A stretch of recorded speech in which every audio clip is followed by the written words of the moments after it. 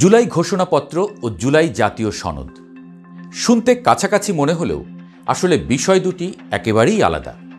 এর একটি লক্ষ্য যেমন ইতিহাসকে স্বীকৃতি দেওয়া, অন্যটির কাজ ভবিষ্যতের পথরেখা ঠিক করা। বাংলাদেশের ইতিহাসে এক নতুন অধ্যায় রচনা করেছে 2024 সালের জুলাই মাসের ছাত্র জনতার অভ্যুত্থান।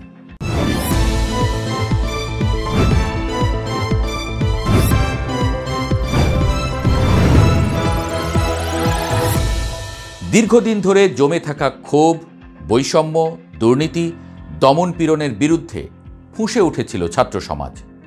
সেই আন্দোলন শুধু ক্যাম্পাসেই সীমাবদ্ধ থাকেনি, তা একসময় ছড়িয়ে পড়ে সারা দেশে। শুরুতে কোটা সংস্কারের দাবিতে গড়ে ওঠা আন্দোলন পরে রূপ নেয় এক অভূতপূর্ব গণ অভ্যুত্থানে। এই অভ্যুত্থানের ফলেই 5ই আগস্ট 2024-এ তৎকালীন প্রধানমন্ত্রী শেখ হাসিনা দেশ ছেড়ে ভারতে পালিয়ে যান। তার সরকারের পতনের পরই গঠিত হয় অন্তর্বর্তী সরকার, যার নেতৃত্বে আসেন নোবেলজয়ী অর্থনীতিবিদ ডক্টর মোহাম্মদ ইউনূস। ঠিক এই প্রেক্ষাপটেই উঠে আসে দুটি গুরুত্বপূর্ণ শব্দ, জুলাই ঘোষণাপত্র ও জুলাই জাতীয় সনদ। শুনতে কাছাকাছি মনে হলেও এই দুটি বিষয় আলাদা। জুলাই ঘোষণাপত্র কি? সরলভাবে বললে জুলাই ঘোষণাপত্র হল 2024 সালের ছাত্র গণ অভ্যুত্থানের রাষ্ট্রীয় স্বীকৃতি। এটি একটি রাজনৈতিক দলিল, যার মাধ্যমে অন্তর্বর্তী সরকার 5 আগস্টের ঘটনার সাংবিধানিক ভিত্তি তৈরি করতে চায়। ঘোষণাপত্রে কি আছে? ঘোষণাপত্র অনুযায়ী মোট 26টি দফা আছে। শুরুতে রয়েছে বাংলাদেশের ইতিহাস, মুক্তিযুদ্ধ, গণতান্ত্রিক সংগ্রাম, একদলীয় বাকশালের সমালোচনা, পিলখানা হত্যাকাণ্ড, শাপলা চত্বরের ঘটনা সবই এখানে স্থান পেয়েছে। সবচেয়ে গুরুত্বপূর্ণ দফায় বলা হয়েছে, জনগণের সার্বভৌম অভিপ্রায়ের ভিত্তিতে অধ্যাপক ইউনূসের নেতৃত্বে 2024 সালের 8ই আগস্ট অন্তর্বর্তী সরকার গঠিত হয়।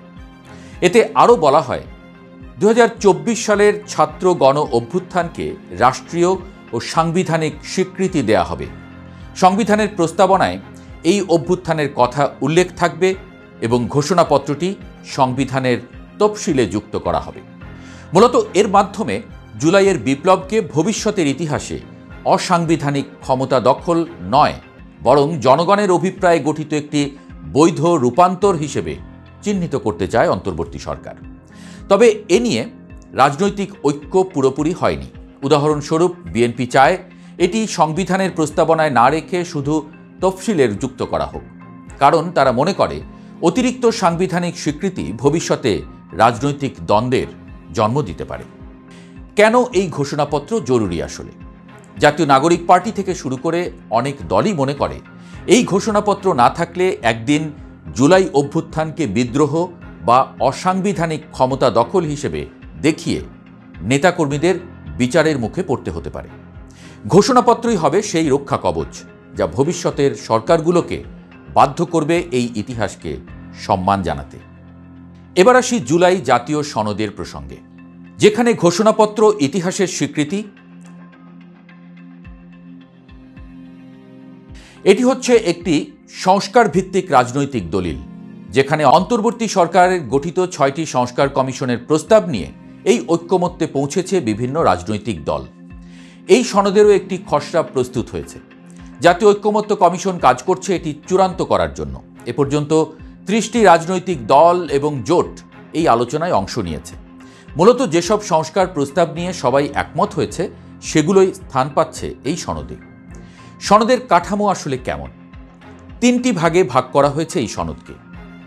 যেমন পটভূমি, যেখানে জুলাই অভ্যুত্থান ও সংস্কারের প্রয়োজনীয়তা তুলে ধরা হয়েছে। ঐক্যমত্যের সংস্কার তালিকা, কোন কোন খাতে কি ধরনের পরিবর্তন আসবে তার একটি তালিকা করা হয়েছে। বাস্তবায়নের অঙ্গীকার, নির্বাচনের পরবর্তী 2 বছরের মধ্যে এসব সংস্কার কার্যকর করার প্রতিশ্রুতি। তবে এই জায়গাতেই কিছু দল দ্বিধায় আছে। জামায়াতে ইসলামী, এনসিপি সহ কয়েকটি দল চায় এই সনদের আইনি ভিত্তি থাকুক, শুধু রাজনৈতিক অঙ্গীকারে নয়, বরং যেন এটি আইন হয়ে বাস্তবায়ন নিশ্চিত হয়। কি ধরনের সংস্কার আসছে? যেসব খাতে সংস্কার আসবে বলে খসড়ায় উল্লেখ করা আছে তার মধ্যে রয়েছে নির্বাচনী ব্যবস্থা সংস্কার, স্বাধীন বিচার ব্যবস্থা গঠন, গণমাধ্যমের স্বাধীনতা, শিক্ষা ও স্বাস্থ্য খাতে বৈষম্যহীনতা, নির্যাতন, গুম, দুর্নীতির বিরুদ্ধে ব্যবস্থা, সংবিধানের কাঠামোগত সংস্কার। এই সংস্কার প্রস্তাবগুলো বাস্তবায়ন হলে আগামী দিনের বাংলাদেশ হতে পারে সম্পূর্ণ নতুন এক রাষ্ট্র, গণতান্ত্রিক, জবাবদিহিমূলক এবং বৈষম্যহীন, এমনটাই মনে করছেন বিশ্লেষকরা।